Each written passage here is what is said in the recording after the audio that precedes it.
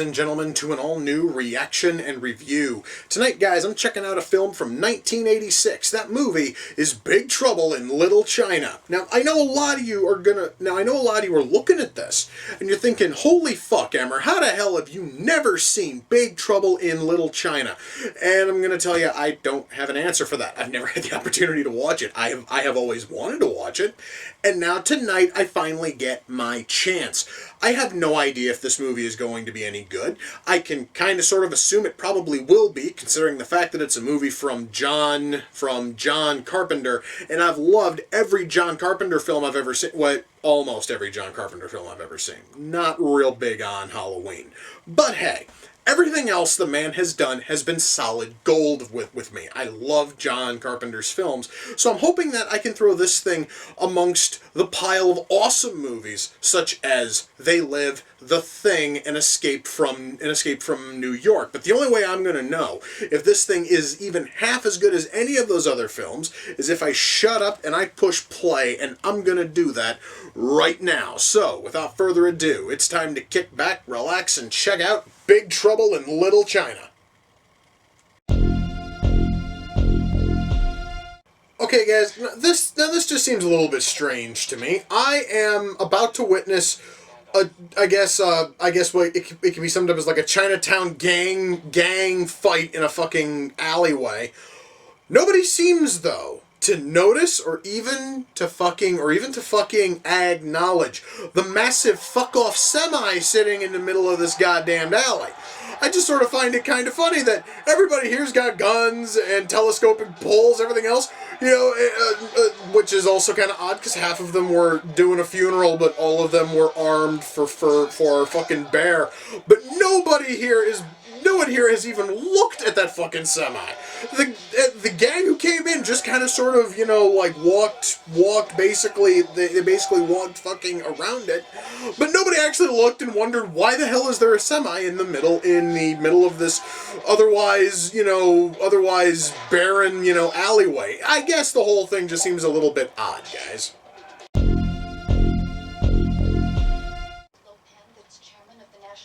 Bank and owns the Import-Export Trading Company, but who's so reclusive that no one's even laid eyes on this guy in years?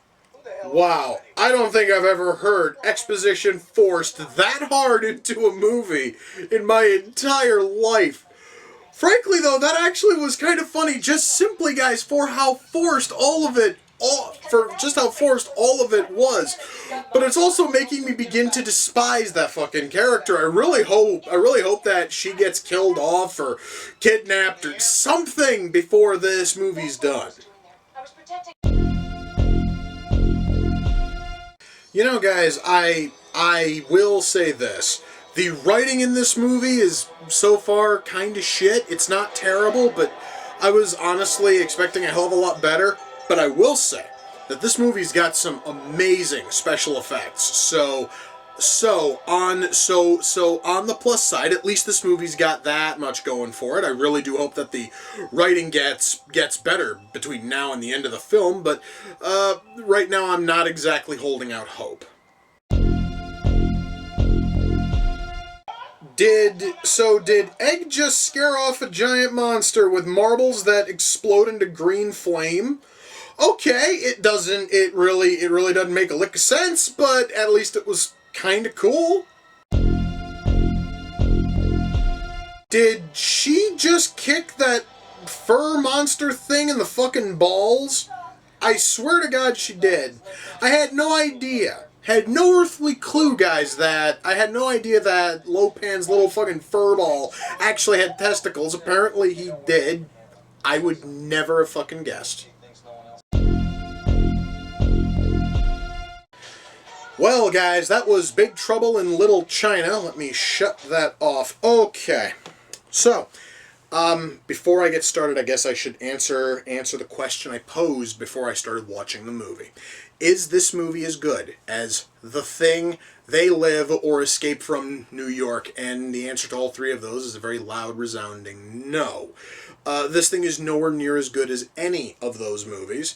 However, though, and I would like to say this now, as much, guys, as I am going to rail on this thing in just a second, I want you to understand I still liked it, and it is still worth, checking out. But that still does not excuse it from the problems I found whilst watching it. And one of the biggest problems is writing. You see, because, guys, I've seen a lot of John Carpenter's movies, and one thing I know is that Carpenter loves to make movies that are written very, very well, and they tell a very interesting story. This thing does not have that. This thing has some kind of a flimsy, paper fucking thin story, where absolutely any fucking question you have about anything which goes on is very, very quickly answered with "fuck you because China." Fuck you because it's Chinatown. Fuck you because of Chinese sorcery and dark fucking mysticism. Fuck you because of... fuck you because it's a Chinese prophecy.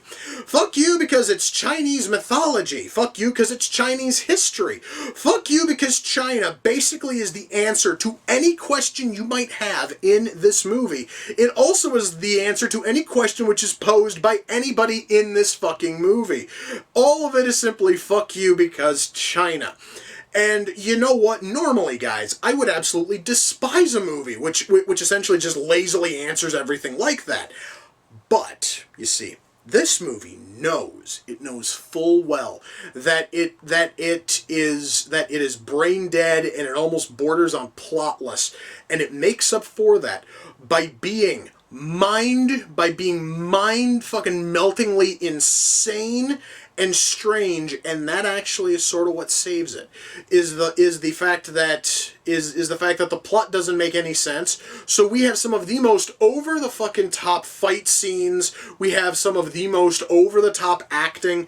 Everything, guys, is pushed to the absolute limit, and it makes the whole movie just so mind-bogglingly goofy that you cannot stop watching it because you want to see exactly how deep this batshit rabbit hole goes.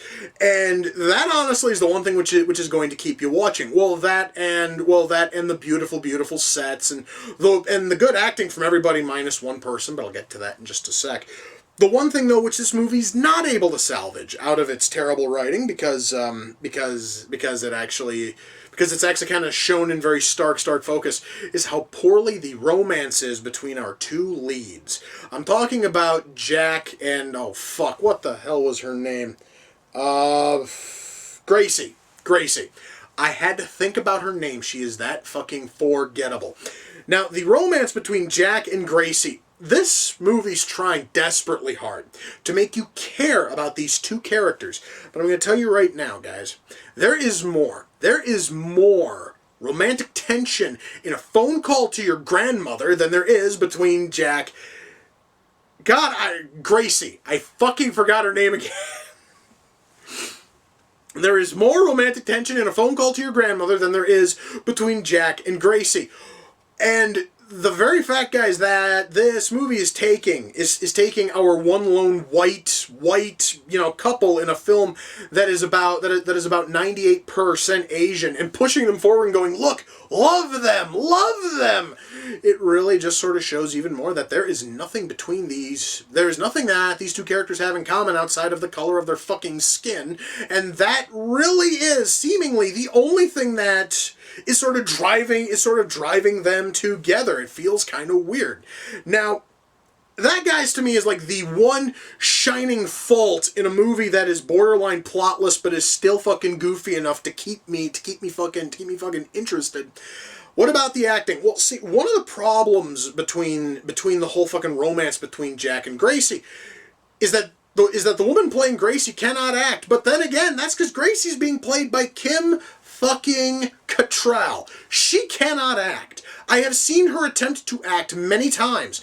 She cannot. She has no earthly clue what the hell it means to properly act and how to actually put on any sort of a believable performance. You could have cast almost any other woman in that fucking role, I guess, as long as she has green eyes. I mean, it ties into the fucking Chinese fucking prophecy that the movie wants to ramrod down your throat. And they would probably have done a far better job than she does, because Kim doesn't act. She basically just shows up and just woodenly phones in everything. And the rest of the cast, guys, does a fantastic job, because everybody else, similar actually to the movie itself, goes in and they know that this thing is fucking goofy as shit, and they just play it up, and it works so well because everybody's playing it up.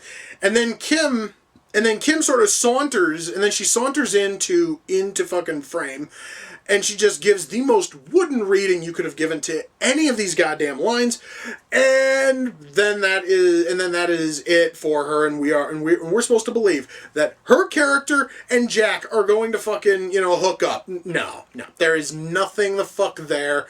The movie still, though, continues to try to push the issue.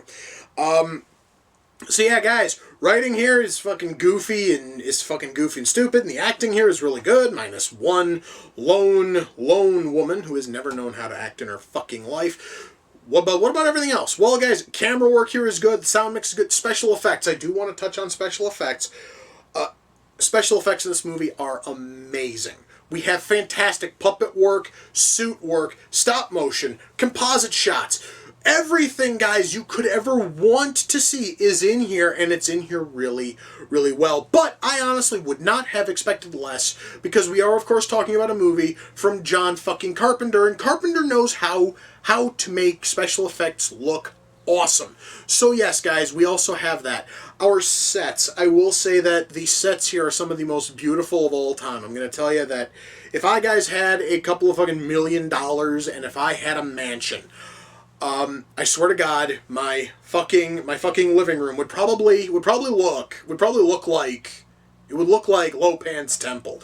Complete, honestly, with the gigantic fuck off skull, which is lined in fucking neon and looks seriously about as tacky and as trashy as you will ever see. I would totally have that. I would have everything in said room exactly as it is in this movie, lined in fucking neon, because of course it is the 80s, it has to have a ton of fucking neon.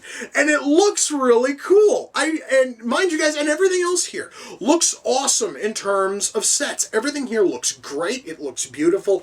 And that also, I think, is something else which actually kind of makes this movie work, is the fact that, okay, yes, guys, the writing here is just mindless and goofy and stupid, but it all looks so fucking good. So yeah, guys, this, guys, I think is one of the few times where I will ever say that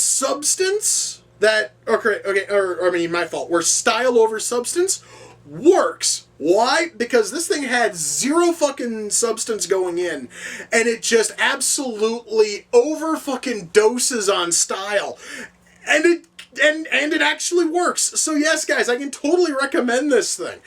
I honestly am kind of happy I picked it up for shit. I think I bought it for about, I really think I bought this for maybe like $5. It was totally fucking worth it. I can definitely recommend it, especially if you're really into mindless action films, then this thing is going to be perfect for you. And seeing as on how I'm one of the 7 people on the planet who still hadn't seen this until about 2 hours ago, everyone else has probably already seen it, and can also tell you that this thing here is stupid and mindless, but fucking A, you just love every second of it. So yeah, guys, I'm really happy that I bought this. It certainly, guys, is not as good as Carpenter's other films, but it is still going to have a happy spot in my Blu-ray collection, because I can totally see myself coming back and watching this in a few years and just going, my God, this thing is so fucking stupid, but somehow I cannot stop watching.